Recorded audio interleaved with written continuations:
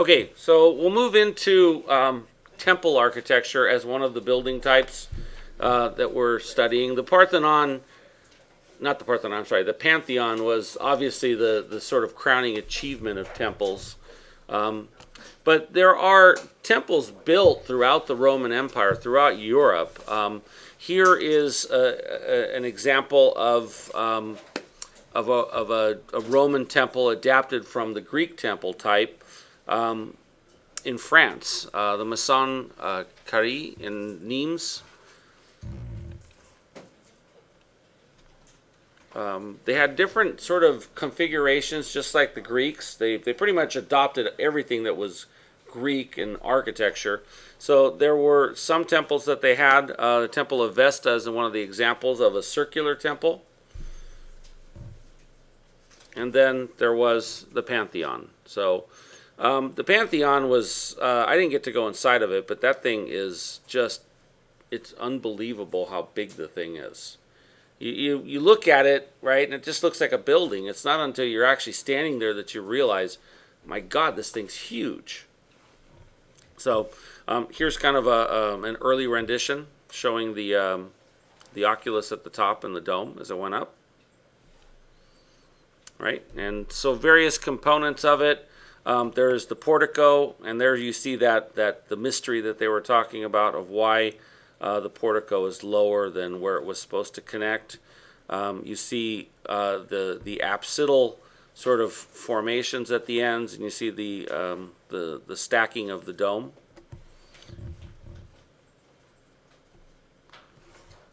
This is kind of an odd drawing to look at because you're looking at an axonometric from below. So it's very hard to look at, but it kind of gives you an idea of this use of the perfect circle as being the thing that drives the shape and size of the building. Okay. Here you see kind of the plan and the sort of thickening of the walls. If you remember in the video, they talked about the fact that the walls had to be massively thick to resist the thrusting forces of the building. And here you see the sort of tapering of that roof form as it kind of comes down. Current day picture showing, people inside of it. A picture of the oculus. And again, as we mentioned, the oculus was just an open hole. There was no glass or anything over it. So if it rained, the rain came in through the hole. So there's Mr. Perkins. So Mr. Perkins was the person that initially wrote the curriculum for what used to be ARC 31 and 32. Now it's 250 and 251. So I kind of got his picture in there. And then here you see the outside view of the Pantheon. So I've got a section on temples, but before we go to temples, I wanted to kind of give you guys, see if I could find an image that shows the relative scale of the Pantheon.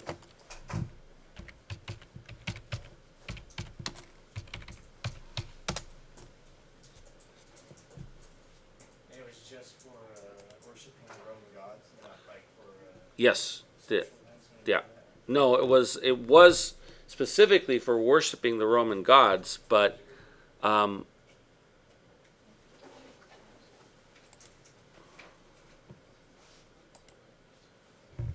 this will give you an idea of just the size of the doors.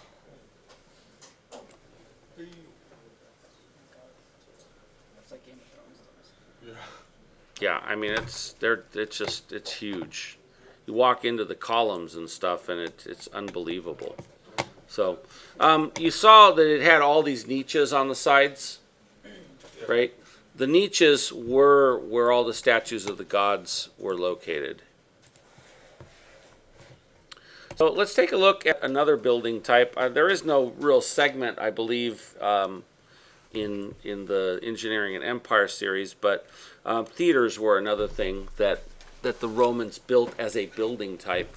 And the theaters that the Romans built were different than the Greek theaters. If you remember, when we looked at the theater at Delphi, it was built into a hillside, right? And so generally, when the Greeks built a theater, they built it against essentially dirt, piled dirt. The Romans actually started to build things that were freestanding, they were not just you know, a reciprocal of a hill that was excavated into a circle, but they became, you know, essentially these half amphitheaters. Okay, so they changed the configuration also a little bit of the way that the seating related to the orchestra and where things occurred. If you remember, the performances in a Greek theater occurred in the orchestra pit, right? But in the Roman theaters, they actually had a stage and a backdrop. So here is an image of the Theater of Marcellus today. Interior view of another theater in France, in Orange. And you can see here where there is the orchestra pit at the bottom, but you also see the stage and the area of the backdrop. And one of the interesting things is that that theater is still at times used for performances today. So this was a performance in 2007. There's just an aerial shot that kind of showed that. All right. Okay, so there is another building type that is key to sort of Roman culture called the basilica. The basilica was a town hall. So it was the place where they would have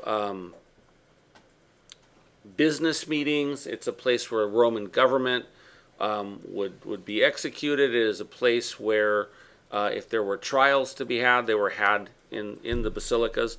The basilicas, if you remember, when we looked at the Roman forums, were on either side of the forum. So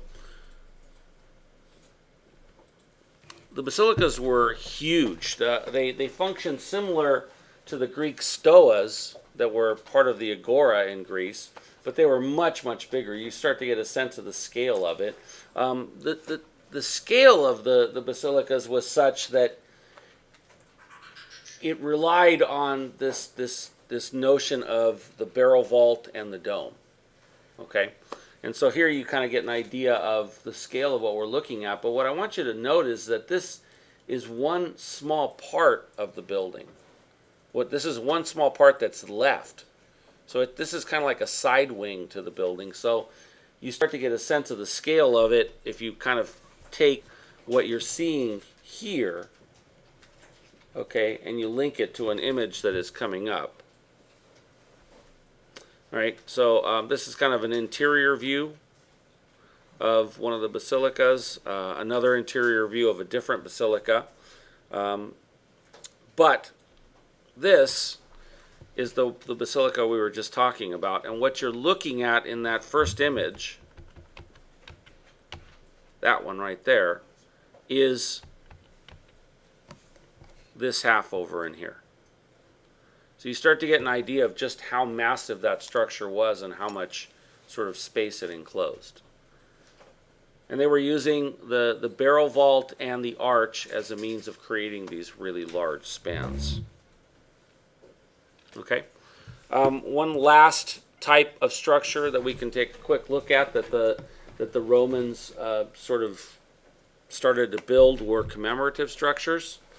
And they built these things all over the world.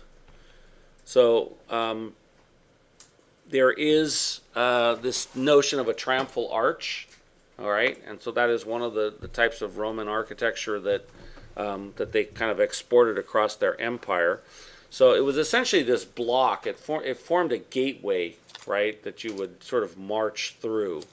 You could see that it was covered in sculptural decoration. There was one of these in the Forum. Remember when we studied the Forum, I said it was kind of an unusual location. I think it was right next to the Temple of Saturn. And it's still actually there today.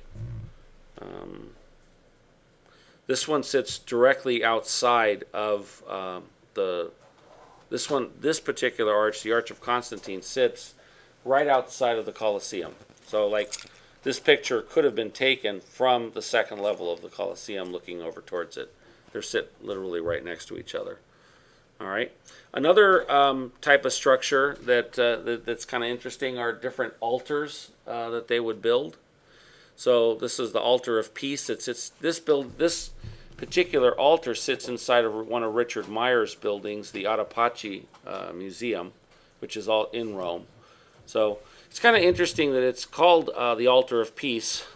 One of the things that's kind of, part of it is this frieze that shows the Romans looting the temple in Jerusalem. So they built columns to commemorate different people. As I walked through Rome when I was there this summer, I came across several of these columns. They generally were, a commemorative column to an emperor or something. The columns are very ornate. If you look at the outside of the column, you start to get an idea of this sort of spiraling story, right, that kind of records history up the column. Here you get kind of an idea of the sort of story as it was told. And you get an idea of how the column might have been decorated when it was not in ruins, right? Not after decades and decades of sitting to the air. You also get an idea of the fact that there's a stairway structure inside of it that allows you to go to the top of it. Okay? And finally, the part that I wish we could have got to before we went to the Getty Villa, but we never did, which was residences and villas. Okay? So, Rome, like we have today, had a wide range of different housing types. The poor people typically lived in small apartments in the city. There were landlords in the time of the Roman Empire, and the landlords could also have been called slumlords. Most of the people in ancient Rome lived in these apartments that were called insulae, right? The wealthier people would live in a single-family home called a domus. All right, so both the insulae and the domus are city-type buildings. They're buildings that essentially are built not infrastructures, but structures that literally abut each other and fill city blocks. Right, very different than what we would think of as a single-family house, where the house sits in the middle of a lot and there's space all around it. Okay, so there were apartment buildings that were 3 to 5 stories high. Some of them were as high as 7 stories. All right, and they housed between 30 and 50 people. The wealthier you were, the more you lived down towards the lower levels. The poorer you were, the more you had to climb stairs to get up to the upper levels. It's kind of a little bit different than you would think of today, where the penthouse is kind of the top of everything. Okay? So at the very lowest level, in the same vein as mixed housing or mixed use housing, there were stores and stuff, and then the residential component started after that. Some of the times these sort of slumlords would even get to the roof, right? And they would just start building shacks and stuff up on the roof, which is part of the problem with that caused fires in some of these apartment buildings. Were the upper levels smaller in size, like square footage? The rooms were, yeah. The other type of building that people lived in the city was the domus, and the domus was sort of an infill house, right? It would have been butted against 2 sides. How many minutes are we at? 14. We're at 14? All right. So I'm going to go ahead and stop this because I don't want to go over.